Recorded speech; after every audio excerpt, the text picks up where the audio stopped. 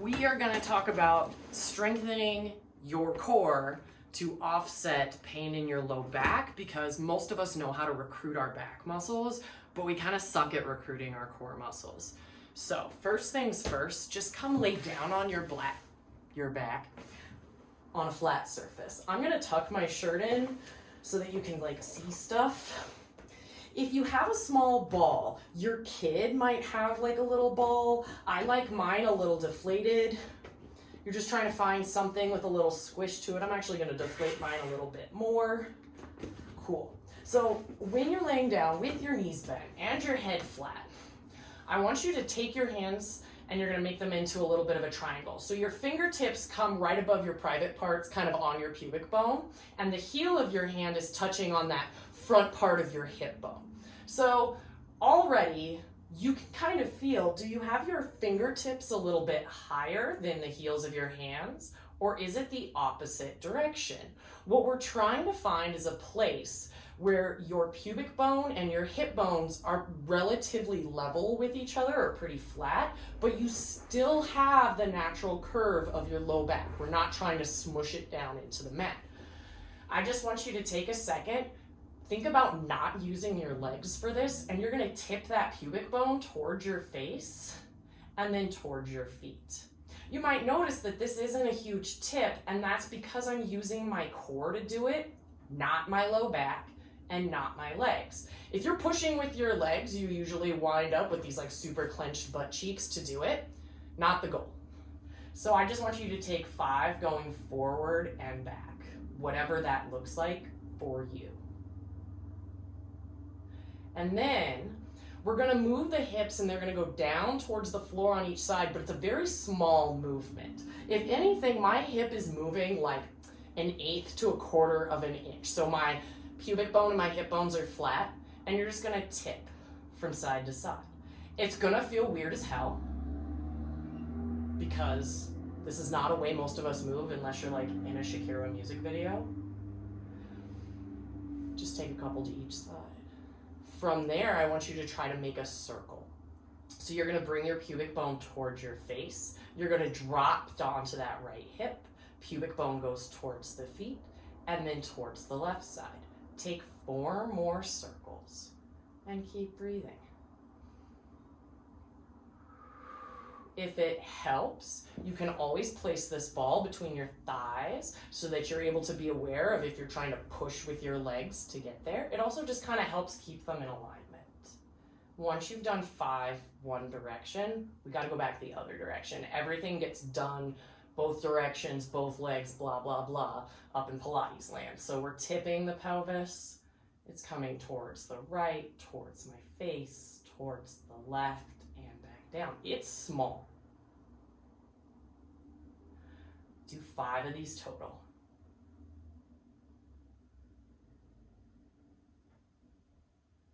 Cool. Once you've finished 5 each direction, if you have a ball, try to put your pelvis on top of the ball. It's gonna go so that it is kind of at the top of your butt crack. It's not really down in the cheeks, because what I want it to support is the actual bones of your pelvis. If it's too far, you'll feel like your low back is trying to take everything. And if it's too high, it's pretty much up in your low back and your pelvis ends up dropping. So we're trying to find kind of a happy medium where you're able to make that core stay kind of connected into the rest of your body. Great.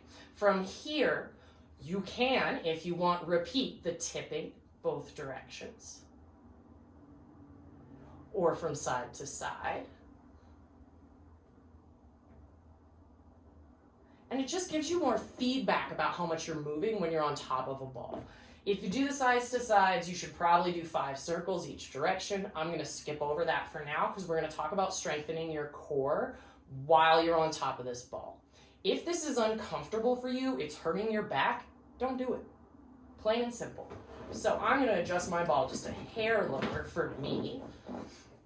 Great, my arms are gonna come down onto the mat unless I need them to be aware of what's going on with my pelvis. I'm reaching my arms away and pressing them down. I want you to pick up your leg, but you're thinking about using your core to do it. Which sounds weird, your leg muscles have to participate. Control at like you're gonna tap that heel down to the mat or the floor and bring it back up. Just do 10 on each side. And you're moving slow.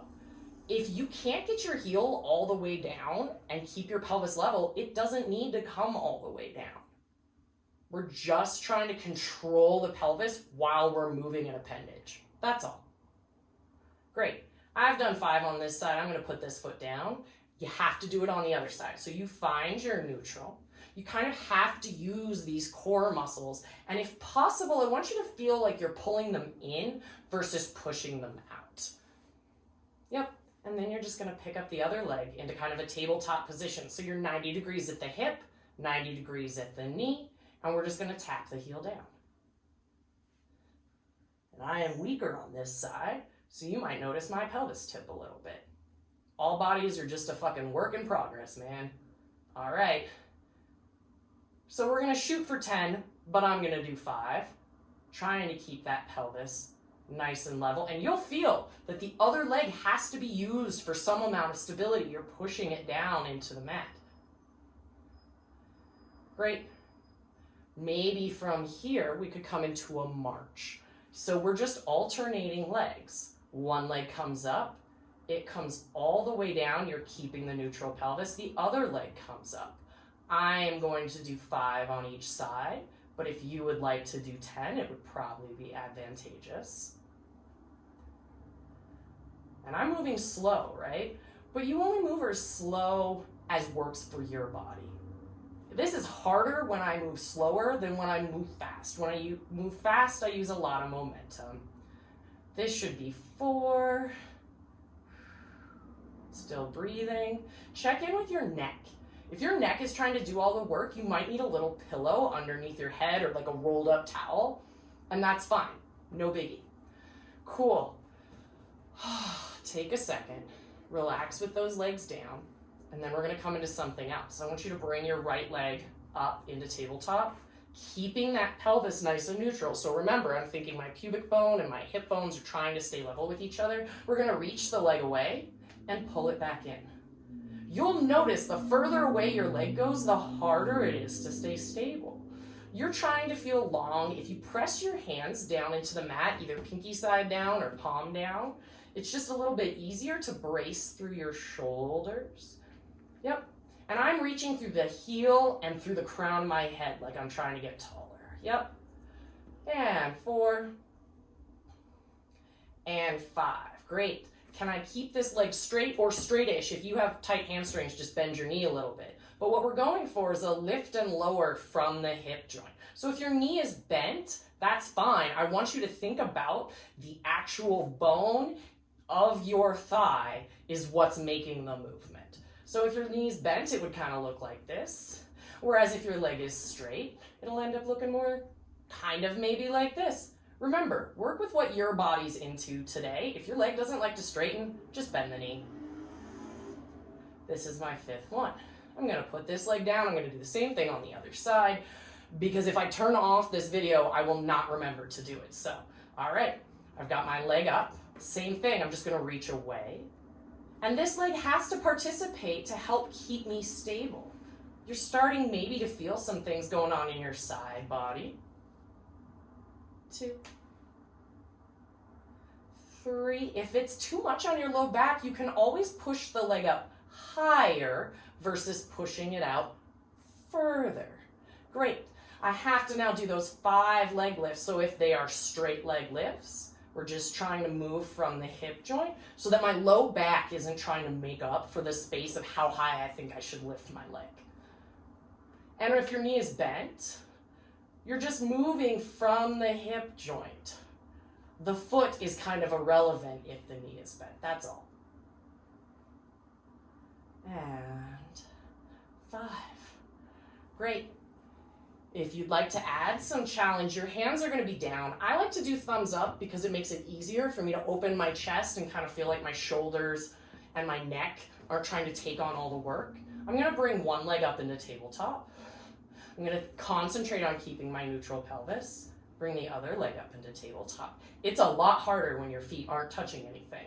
And then I'm going to put one foot down and then the other foot down. These are slow tabletops. We're just picking a leg up, finding some balance, bringing the other leg up to meet it, and then putting the first leg down and the second leg down. I'm only doing 3. You could do 10. If that is too easy for you, perhaps you need to find a place where you're able to have both legs up, keep that tabletop. Now try to tap one heel down, but keep the other leg up.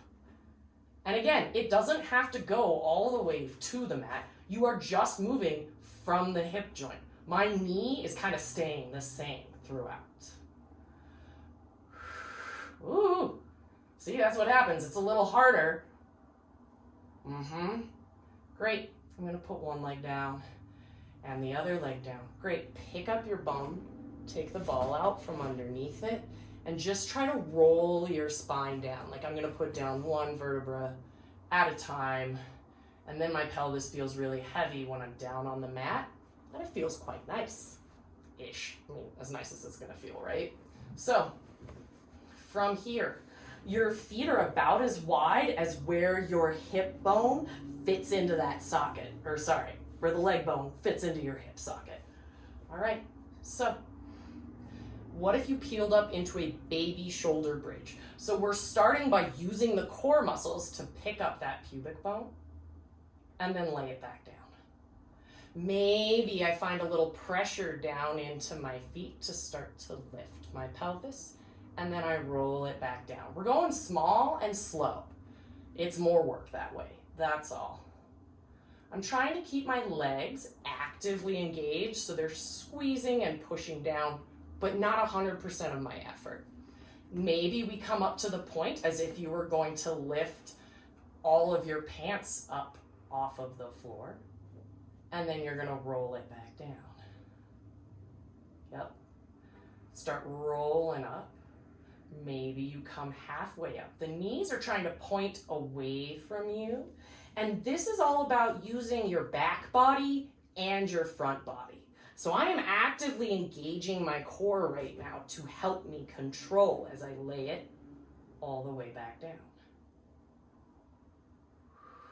And then my pelvis feels heavy, my tailbone is heavy. That's how I know I'm done with that one rep. So I'm gonna peel up again. I'm getting my hands out of the way for you. So I'm peeling up using my core, using my legs and my core, feeling that the stretch comes through the knees. And I'm not trying to do a back bend. This is one of those things that you'll see from people who have done a lot of yoga, excuse my awkward rib splay, where they get into this. And I don't want that for you because that's putting a lot of tension in your mid-back. So I want you to feel as if you are stick straight-ish from your tailbone all the way through the crown of your head. And then you roll down again. So I'm trying to set down my upper back. Your hands can still be down. Mine are just out of the way to help for visible purposes. Yep, laying it down, laying it down, laying it down, letting my pelvis be heavy and fall into that kind of neutral place. Last one of these, picking yourself up, pushing through the knees, pulling in through the core to help find your connection. Trying to feel long like a slanted board. Front of my hips are open, my butt is a little engaged. And then I'm gonna move it back down. So I'm almost trying to like drop my chest towards the mat, the back of my ribs, my lower back, the back of my pelvis, and I'm laying it all the way down.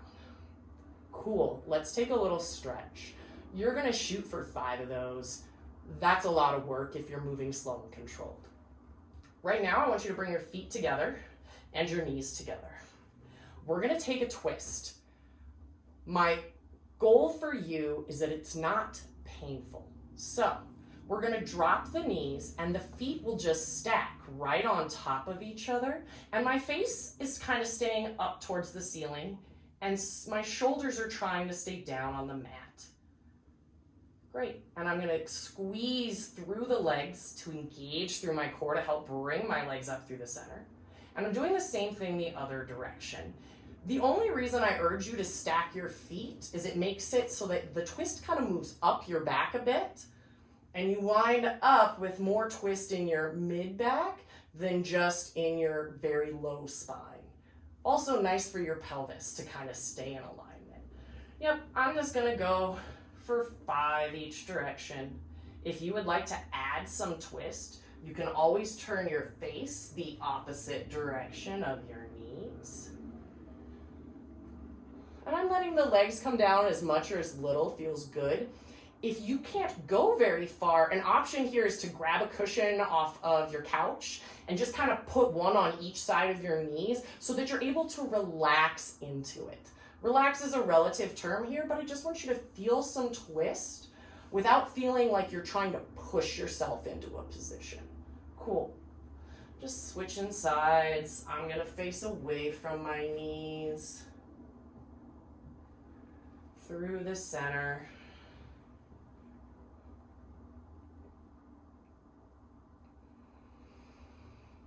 Come back through. Maybe you stretch your legs out long for a second and just enjoy. It's just a nice little warm up to start to build some more core strength and be aware of when your low back is trying to do the work for you. So, hope that helps.